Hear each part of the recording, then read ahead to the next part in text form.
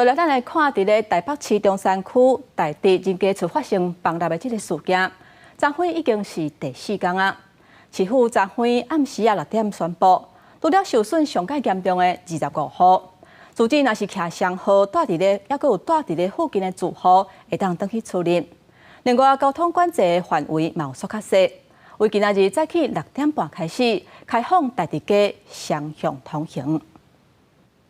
主人摸到家己的宝贝猫咪一直解受，台北市中山区台地的名体，随即发生规栋厝倒厝去的情形，已经第4天。这嘛有好消息，调伫咧厝境内面的猫咪阿辉，昨已经被救出，昨早起要带好登记厝内款行李。这哪敢住？因为我们地下室跟这个一样大。看到表面规拢必损，胃还佫一直透到涂骹，互人看到就惊。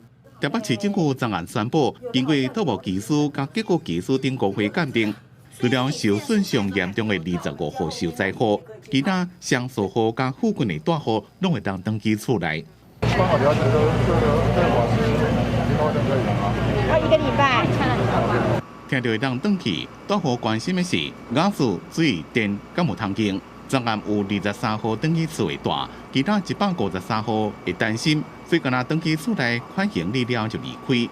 因若落去的25户，13会开说明会讨论中间的代志。伫咧安置的部分，市府讲登记方面已经选好南港的中介体来安置，包括家具、冰箱、冷气内面拢有。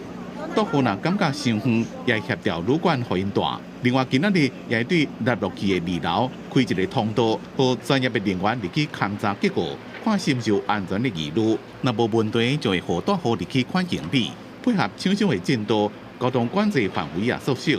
自今仔日早起6点半开始，台地街开放双向拢会当行。记者综合报道。